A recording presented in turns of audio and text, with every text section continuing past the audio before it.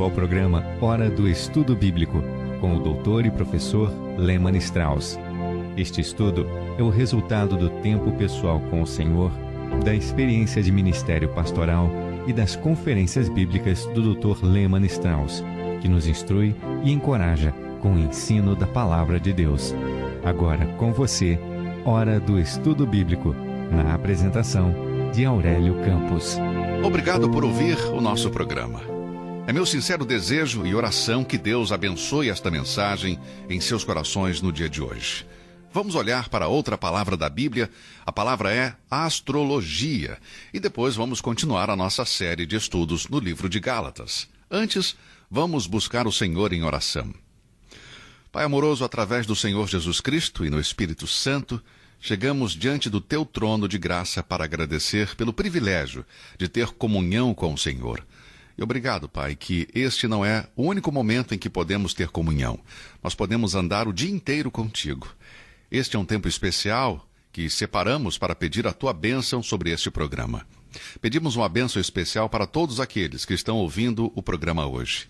Que Cristo seja honrado e glorificado através deste programa. Oramos no santo nome do Senhor Jesus. Amém. Vamos olhar brevemente para a palavra astrologia. Esta é uma palavra muito interessante nos dias de hoje. Talvez você fique até impressionado quantas pessoas estão envolvidas nisso. Amigo, quero dizer que a Bíblia condena a astrologia. Ler as cartas, a bola de cristal, leitura das folhas de chá deixadas no fundo do copo, a leitura das palmas das mãos e a astrologia são práticas que não são aprovadas por Deus. A astrologia é a antiga prática pagã de consultar os corpos celestes, especialmente as estrelas, para predizer eventos relacionados aos seres humanos. Não é uma prática científica. É muito comum hoje em dia consultar os signos do zodíaco, e isso também gera uma grande venda de livros e revistas sobre a astrologia.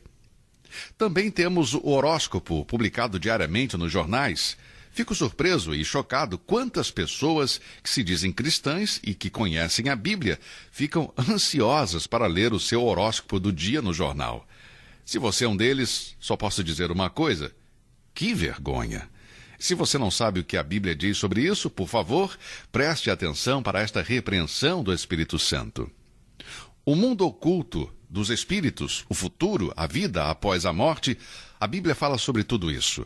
A astrologia está relacionada com o ocultismo, com a feitiçaria e outras práticas pagãs. Você tem dúvida sobre isso? Então leia Isaías 47:12, Daniel, capítulo 1, versículos 20 e 14, e também Daniel, capítulo 2, versículo 27, Daniel, capítulo 4, versículo 7 e Daniel, capítulo 5, versículo 7. Isso foi algo que Deus proibiu aos hebreus. Deus nunca permitiu que os israelitas se envolvessem com a astrologia. Deus condena essa prática. Bem, vamos ficar por aqui em relação à palavra astrologia que estudamos hoje. E agora, vamos voltar para o estudo da Epístola de Paulo aos Gálatas. Muito bem, estamos no capítulo 3. Esta é a parte doutrinal da epístola. Estávamos vendo a frase, o justo viverá pela fé, no versículo 11. Vimos que esta frase é primeiramente encontrada em Abacuque, capítulo 2, versículo 4, e depois repetida 3 vezes no Novo Testamento. Estamos lendo as passagens do Novo Testamento que contêm essa frase. Na primeira passagem, Romanos 1, versículo 17, a ênfase é dada nas 2 primeiras palavras, o justo. Sublinhe estas palavras. Em Gálatas, capítulo 3, versículo 11, a ênfase está na palavra viverá.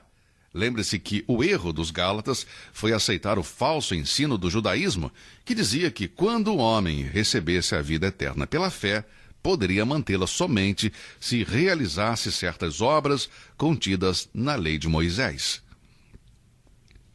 O ponto na passagem de Abacuque é: um homem que foi declarado justo pela fé, viverá pela fé, separado das obras, ou seja, pelo princípio da fé.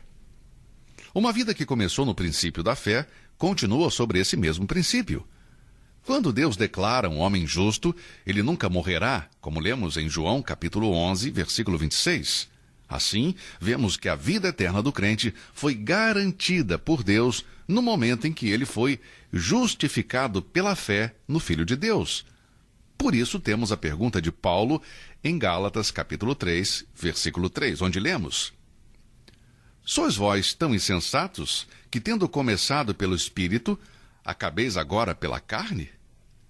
E a resposta é uma só: o justo viverá pela fé. Eles devem continuar a viver pela fé, separados das obras da carne. A epístola aos Hebreus ressalta as 3 últimas palavras. Vamos ver agora a terceira vez que a frase "o justo viverá pela fé" aparece no Novo Testamento. Hebreus capítulo 10, versículo 38. Romanos capítulo 1, versículo 17, enfatiza as 2 primeiras palavras. Somente aqueles que foram justificados viverão pela fé. Gálatas, capítulo 3, versículo 11, enfatiza a palavra viverá.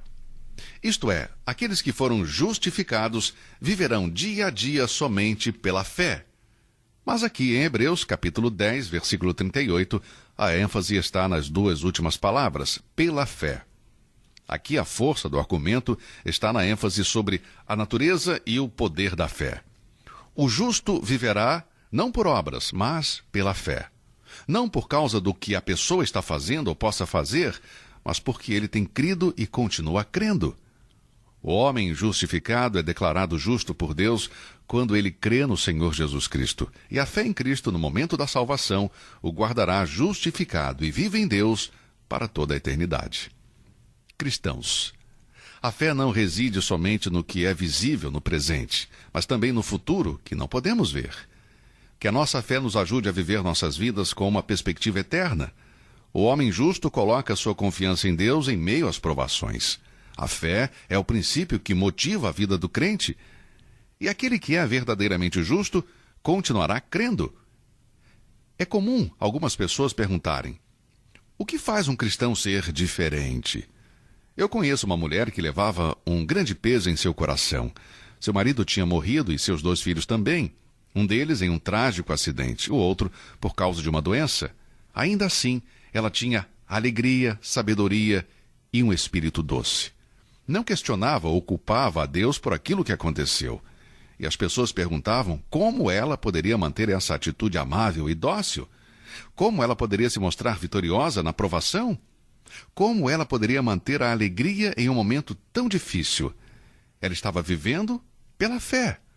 O mesmo princípio que a tinha salvado era o princípio pelo qual ela poderia continuar dia após dia, mesmo passando por todas essas provações.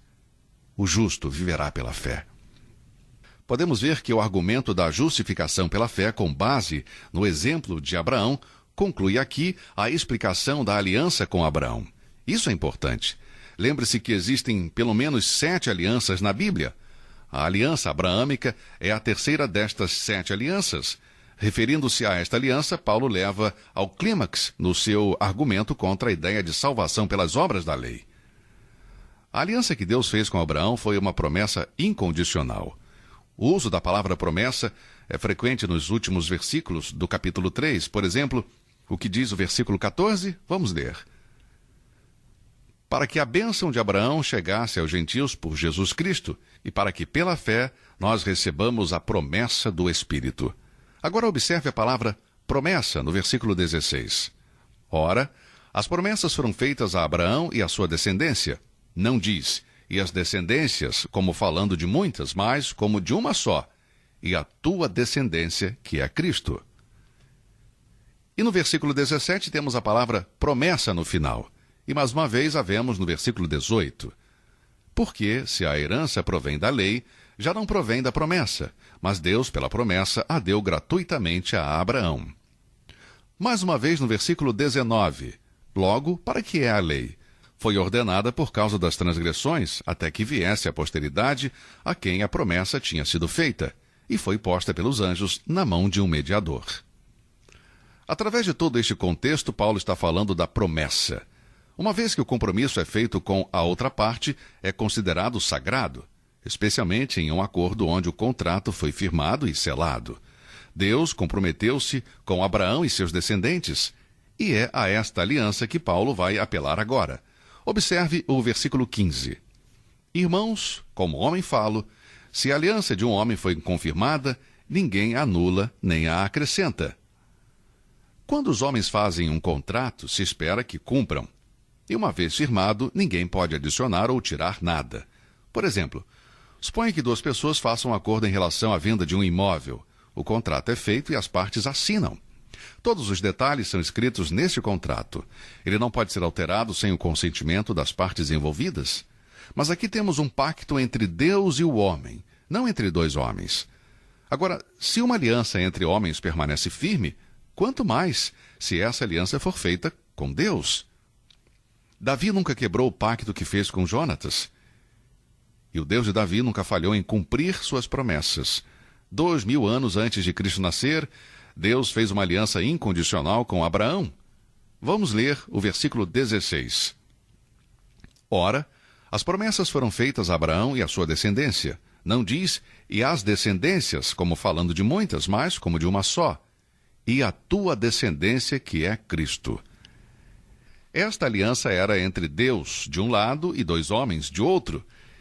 E esses dois homens eram Abraão e Cristo. Assim, temos 3 pessoas envolvidas nesta aliança: Deus, o Pai, Abraão e o Senhor Jesus, o Filho de Deus. A semente aqui não se refere aos filhos de Israel, mas a Cristo e depois a todos aqueles que são salvos pela fé em Cristo. A fé no Senhor Jesus, que é a semente prometida, provê o meio da salvação e bênçãos espirituais. A aliança não vai falhar porque foi Deus que a confirmou com um juramento. Vamos ler Hebreus capítulo 6, versículos de 13 a 18.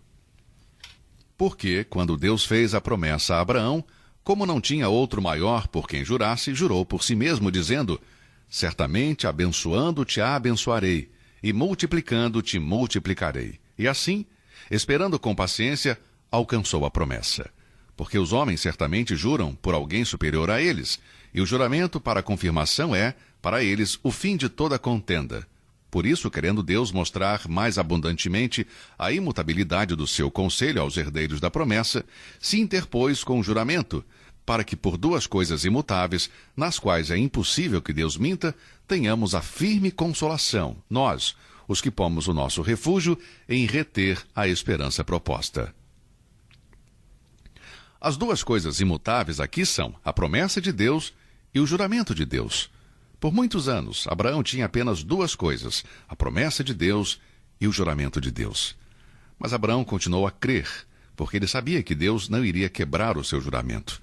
Na realidade, a promessa de Deus foi feita primeiramente a Adão em Gênesis 3,15, mas o juramento foi feito a Abraão para a sua segurança e para a segurança de todos os herdeiros dessa promessa. E da mesma forma que um homem considerado culpado de assassinato encontrava proteção em uma cidade de refúgio, assim temos nosso refúgio na cruz. Nós temos a certeza da salvação eterna por meio do nosso Senhor Jesus Cristo. Nas Escrituras encontramos um princípio que exige pelo menos 2 testemunhas para iniciar um processo legal. Você vai encontrá-lo registrado em Deuteronômio 17, versículo 6, Deuteronômio 19:15, Mateus 18:15 e 16. Portanto, a promessa de Deus e seu juramento garantem a vida eterna a todos os que creem. Nos versículos 17 e 18 de Gálatas, capítulo 3, Paulo mostra que a aliança com Abraão não foi posta de lado pela lei de Moisés, dada por Deus no Sinai. Veja o versículo 17. Mas digo isto, que tendo sido a aliança anteriormente confirmada por Deus em Cristo, a lei, que veio 430 anos depois, não a invalida, de forma a abolir a promessa. Provavelmente Paulo pegou esta figura de Êxodo 12:40 e mostra o tempo entre a confirmação da promessa feita a Abraão e quando a lei foi dada. O ensino aqui é que a aliança abraâmica era incondicional. E como não foi ainda cumprida, não pode ser alterada ou removida pelo surgimento posterior da lei. A lei não cancela a aliança que Deus fez com Abraão. Tanto a lei como a graça vieram de Deus. A lei não foi dada em primeiro lugar. O primeiro pacto foi feito por Deus em Cristo na eternidade passada. É verdade que a lei foi dada por Moisés, mas a graça e a verdade vieram por Jesus Cristo, de acordo com o que lemos em João, capítulo 1, versículo 17. mas elas não foram dadas na ordem em que são mencionadas aqui. Jesus disse aos judeus: antes que Abraão existisse, eu sou. João 8, versículo 58. Portanto, a lei foi dada a Moisés antes do Filho de Deus nascer. O pacto da graça de Deus em Cristo foi feito mesmo antes de Abraão. Deus deu a sua palavra na promessa que tinha feito, e como a veracidade de Deus está em jogo, nada pode ser removido ou adicionado a esse pacto. O versículo 18 de Gálatas 3 diz: porque se a herança provém da lei, já não provém da promessa, mas Deus, pela promessa, a deu gratuitamente a Abraão. Como podemos ver, a promessa feita a Abraão foi por pura graça e seu cumprimento não depende de nada que Abraão ou sua descendência pudessem fazer. Paulo está simplesmente mostrando aos Gálatas que eles não precisavam dos antigos rituais, mas, pela fé em Cristo, eles eram livres. Se a salvação fosse pelo esforço humano, então não é concedida em absoluto pela promessa. Mas Deus deu a salvação a Abraão por meio da promessa. Amigos, esta é uma lição muito importante para nós. E é bom para nós hoje saber que esta é a maneira como Deus opera. Ele fez uma promessa a Abraão. Deus prometeu que se ele cresce, seria justificado, declarado justo. E essa mesma promessa incondicional é dada a toda a descendência espiritual de Abraão. Portanto, qualquer pessoa que abra hoje o seu coração para receber a salvação, será declarada justa por Deus. Agora, começando com o versículo 19 de Gálatas, capítulo 3, temos uma explicação da lei. E isso é muito importante em vista dos argumentos apresentados aqui. Lembre-se que estamos vendo o argumento de Paulo sobre a justificação pela fé e não pelas obras. Ele foi mostrando, com a experiência dos Gálatas e o exemplo de Abraão, que somos justificados pela fé. Neste ponto, o apóstolo prevê e responde a pergunta mais interessante e provocadora. Aqui está a pergunta: para que é a lei? Está no versículo 19. Se a lei não tem lugar na salvação, por que Deus deu a lei? Se a lei não pode justificar uma pessoa, por que então foi ordenada em primeiro lugar? Creio que esta é uma pergunta inteligente se você considerar que é feita na atualidade por pessoas que em toda a sua vida foram escravas da lei. Existem muitas pessoas assim hoje em dia, são legalistas. Elas acreditam que, guardando a lei de Moisés, são justificadas diante de Deus. E são pessoas sinceras. Elas se esforçam para fazer tudo o que podem para guardar a lei, humanamente falando. Mas, infelizmente, falham. E não admitem que seus esforços são inúteis. Então, Paulo faz essa pergunta: para que é a lei? Agora, a resposta a esta pergunta é aparentemente simples. Está nas Escrituras. Antes de apresentar a lei no Sinai, as Escrituras falam da aliança da graça. A promessa que Deus fez a Abraão e seus descendentes, uma promessa que foi cumprida em Cristo. Tenha isso em sua mente. A promessa feita a Abraão foi cumprida em Cristo. A lei mosaica tem a sua missão divina.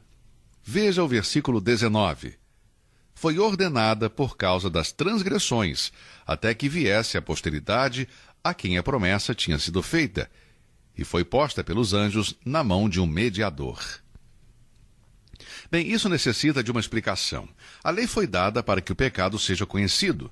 A gravidade do pecado não era conhecida corretamente antes de surgir a lei. Agora, na lei, encontramos algumas coisas contra e outras a favor. Mas aqui Paulo se limita ao uso da lei já mencionado. A lei foi dada para que os pecadores possam ver as suas transgressões. Romanos 3:20 diz: por isso nenhuma carne será justificada diante dele pelas obras da lei, porque pela lei vem o conhecimento do pecado. A palavra conhecimento significa um completo entendimento. O homem é pecador por natureza, e somente quando ele conhece a lei é que ele tem um conhecimento profundo de suas transgressões. Desde a queda do homem no Éden, a lei da consciência estava presente. Mas neste tempo, entre o pecado e Adão e a lei dada no Sinai, o pecado não tinha um caráter de transgressão. Paulo disse em Romanos 7:7, que diremos, pois? É a lei pecado? De modo nenhum. Mas eu não conheci o pecado senão pela lei. Vemos que os homens eram pecadores antes da lei ser dada. Mas quando não havia nenhuma lei, então não havia transgressões da lei. Leia Romanos 4,15. Mas onde não há lei, também não há transgressão. Se não existisse uma lei dizendo que eu não posso passar no sinal vermelho, e se eu fizesse isso, eu não estaria sendo um transgressor. Mas como há uma lei que diz que eu não posso passar no sinal vermelho, portanto, se eu faço, aí então eu me torno um transgressor da lei. Romanos 5,20 diz: Veio, porém, a lei para que a ofensa abundasse, mas onde o pecado abundou, superabundou a graça. A presença de nosso Senhor Jesus no mundo, que foi o cumprimento da lei, fez a mesma coisa. João 15:22 diz: Se eu não viera, nem lhes houvera falado, não teriam pecado, mas agora não tem desculpa do seu pecado. Vemos que a responsabilidade cresce com o conhecimento. Isso é muito importante. Pela lei vem o conhecimento do pecado, então, quando a lei foi dada, aumentou a responsabilidade do homem. A próxima frase aqui em Gálatas, capítulo 3, versículo 19 é: Até que viesse a posteridade, a quem a promessa tinha sido feita. Mostra que a lei era uma medida temporária, que se estendeu desde Moisés até Cristo, porque o Senhor Jesus é a semente a quem foi feita a promessa. Isso é o que o versículo 16 diz. Ora, as promessas foram feitas a Abraão e à sua descendência. Não diz: e às descendências, como falando de muitas, mas como de uma só, e a tua descendência, que é Cristo. Não foi intento de Deus que a lei fosse uma forma de salvação. Foi um pacto temporário com fins temporários. E quando Cristo, a semente, veio, ele cumpriu a lei. E ele tornou-se o autor da salvação eterna para todos os que lhe obedecem. E não a lei. A lei condena o ímpio, como diz 1 Timóteo, capítulo 1, do versículo 8 ao 14. Romanos 7,4 diz: Assim, meus irmãos, também vós estáis mortos para a lei pelo corpo de Cristo. O crente em Cristo já não está mais escravizado pela lei. A lei teve seu início no Sinai, com Moisés, e foi consumada no Calvário através de Cristo. A lei foi dada até o Senhor Jesus vir para libertar o homem da maldição e da escravidão da lei. E a partir da morte do Filho de Deus no Calvário, já não estamos mais debaixo da lei, mas sim debaixo da graça, como lemos em Romanos 6,14. O sistema mosaico foi temporário, até um descendente de Abraão, o Senhor Jesus Cristo, vir e em quem todas as promessas seriam cumpridas. Graças a Deus que Cristo veio. Ele guardou a lei, ele a obedeceu, e agora Deus salva todos os que vêm a ele pela fé em Cristo Jesus. Caro amigo, eu espero que você confie no Senhor Jesus como seu Salvador neste dia. Creia em Cristo e você será salvo. Obrigado por ouvir o programa de hoje. Que Deus o abençoe e até o nosso próximo encontro. Você ouviu Hora do Estudo Bíblico com o professor e doutor Lehmann Strauss, na apresentação de Aurélio Campos. Se você deseja ouvir novamente esta mensagem, visite a nossa página na internet www.bbnradio.org.